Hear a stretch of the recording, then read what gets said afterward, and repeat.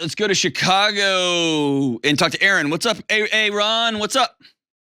Hey, Dr. John, how you doing? Good. You doing well? Doing well. Excellent. Thanks so much for taking my call. Appreciate it. You got it, man. What's happening? Hey, so just reaching out to you today just for some guidance regarding a hard conversation that eventually got to happen with my mom. Just to give you some background information for you. So my father passed away suddenly in December of 2021. Ah, man, I'm sorry. And yeah, no, thanks. What was his name? His name was Leon. Was he pretty cool? Yeah, man, he was the best. I miss him every day. His name was Leon. Did y'all used to watch those Leon commercials together? Remember those? I don't think so. I don't Do you remember those? They're ESPN. Leon can't do everything. You remember those? They were fantastic. Oh, I don't know. Tell me something that was amazing about your dad. He could just like do so many things. He was a handy guy. He helped me like redo my kitchen. He refinished like 4 or 5 basements in his lifetime.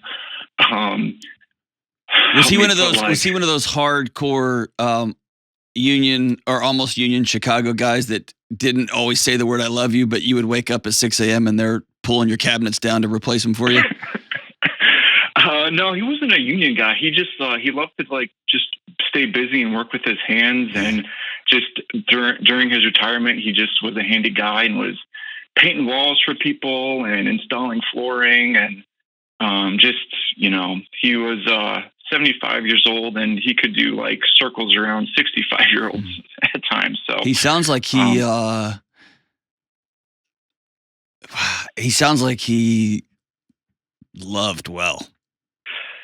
Totally. Absolutely. What a cool, I can think of, I hope my kids say that about me. My dad was nuts and he was kind of a moron, but he loved well. That's awesome. All right. So tell me about your question, hard conversation you got to have.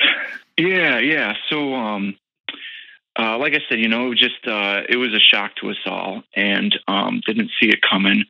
And, so in 2019, my mom and dad moved to the home where my mom currently lives.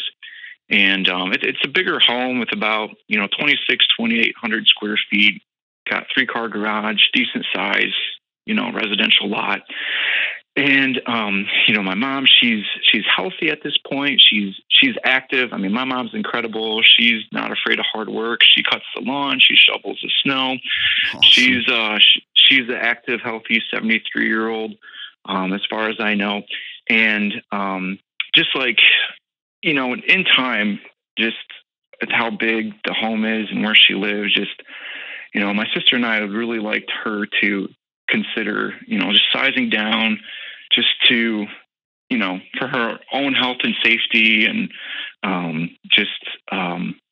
also too, I think it would be a stress relief for her as well. But, at the same time, I think, just in previous conversations, like broad conversations, she's made the comment like, "Oh, I don't think I could move again," and things like that. And being that it's been over a year now that my dad has passed, just got to look ahead and have the conversation and just to find out if she'd be willing and just how to do that. So that's really like my question. And your mom, I'll tell you this, your mom is lucky to have a couple of kids who love her so much. It's awesome. It's awesome. Yeah, thank you.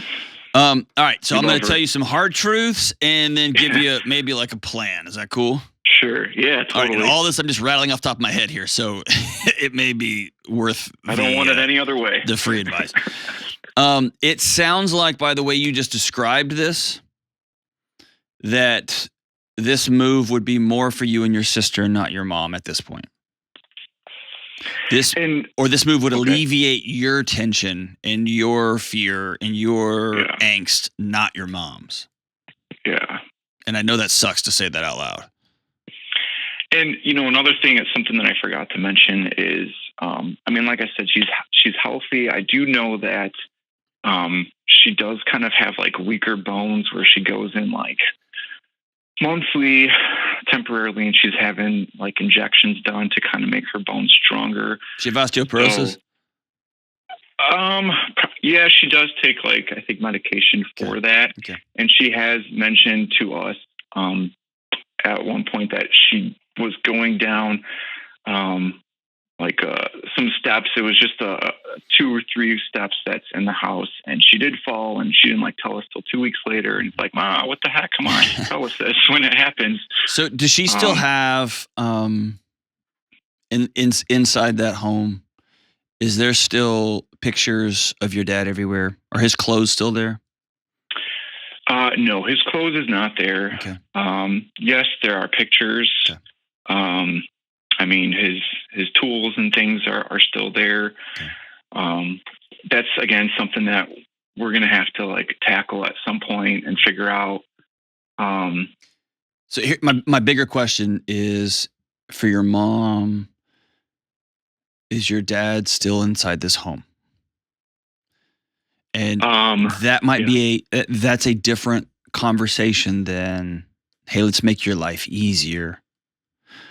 The other conversation is, as a family, we've grieved dad for a year, and it's been hard, and we miss him. And I mean, you still can't even talk about him without getting choked up because you loved him so much and he loved you so much. And we got to let dad go. And that doesn't mean dad doesn't live with us in our hearts forever. And dad hasn't made a ripple through time that will continue to ripple through generations and generations on. But we gotta let dad go. And that's a different conversation than, hey mom, what if you didn't have to shovel the driveway? Would that sound awesome? See what I'm saying? Yeah. Right. So I'm just going to tell you this, how I would approach this if I were you. Okay. Okay. If this was my situation and my dad just suddenly passed away, my dad's like your dad. He loves recklessly. He's a big personality. He's loud and goofy and just an amazing guy. And if he suddenly just overnight went away, right? So I look up a year later and I flew to Texas to sit with my mom. And what I would say is, Mom, this house looks like and feels like so much work. And I want you to hear from me. I want nothing but peace and laughter and joy for you for the rest of the time we have you. The moment you're ready to do the hard work of digging in and selling some of this stuff and selling the house and moving to a patio home or moving in our basement that dad refinished, whatever that looks like, I want you to know I'm ready to rock and roll by your side. Mm. And so it's more forming an alliance and less pressuring her. More, I'm on your team, and when you're ready, we will come in with our goggles on like the home repair shows. We'll be ready to rock and roll. And less about, I'm your son, but now I'm taking the role of your dad, and I'm going to tell you what to do. Right. You see how that's a little bit different? Totally. Yeah. How does you know your mom way better than I mean, I don't know your mom at all. How does that conversation land with her? Yeah. I think, just, coming from our heart and approaching it that way, it may, turn on a light bulb and make it all your problem. Make it 100. Like, Mom, I worry about you. You're a gangster. Like, you're out shoveling the snow and doing flips off the roof into the yard. Like, you're awesome. I am struggling. Yeah. And maybe that's an opportunity for her to give herself some purpose. Well, I got to make my son feel better again. Like, who knows? But make it your problem at this point. Now, she breaks a hip. She's unable to move. You go by to see her in the yard. It's 4 feet tall and there's snow everywhere and she can't get out of the house. That's a totally different conversation. Right. That's the conversation folks have with their 90-year-old dads, and they say, Dad, I'm taking the car keys. You can't drive anymore. You're not safe. Right. Those are hard conversations, man. And you hope that parents will volunteer, right? The same as old boxers. Dude, they have to be told by their friends and managers and loved ones, I'm not taking your money anymore. You got to stop. Very few boxers are like, all right, it's time for me to go. You don't still do that, right? And so that's hard. I would make this all on you at this point, you and your sister. Mom, we're worrying about you. We love you. We want you to know that you've got our permission to let this house go, to let Dad go be with wherever he is, and us to create a new life with the years we got left. Gotcha. No, that's solid. Thanks so much. Yeah, man. Will you do me a huge favor? Let me know how that conversation goes. Yeah, I will. Absolutely. And one more tiny little piece, and then I'll let you go. What's up? Don't spring this on her. Set it up, okay? Right. No. So I'd let her know, hey, we're gonna come over. We're gonna talk about future stuff. And it's also a great time to talk about a will. Like, does she have a will? Did your dad have a will? Does. Yeah. Okay, good. Yeah. Do you know where it is and all that? I do. Yeah. Great. Awesome. God, your parents sound more amazing by the second, dude. That's awesome. But it's when you have those conversations. Do we know where everything is? Like, I just want to make sure that we're planning for the future so we can best love you and take care of you in the coming years. And we got caught off guard with Dad. It was a shock. We're going to be shocked no matter what, but we want to make sure we've got all our ducks in a row. And totally. I can't sleep at night because I think you're going to do somersaults down the stairs. Right. Exactly. And if she's a good 80-year-old snow shoveling Chicago woman, she'll think that's hilarious. Right? Yes, she will. She sounds awesome. Hey, man, it's been an honor to talk to you. Let me know how that conversation goes. Shoot us an email or give us a call back in, and I'll update the audience here. But I want to hear how that conversation goes. My guess is she's going to say, thank you for thinking about us and not making any decisions for a minute. And then all of a sudden you're going to get a call out of the blue that she says, hey, it's time. Let's list the house. And then you are going to have to go through your grieving process because it's going to be very real. But that's something y'all can all do together. Whew. Life after loss is so hard. And y'all are lucky that you have each other. Stay together.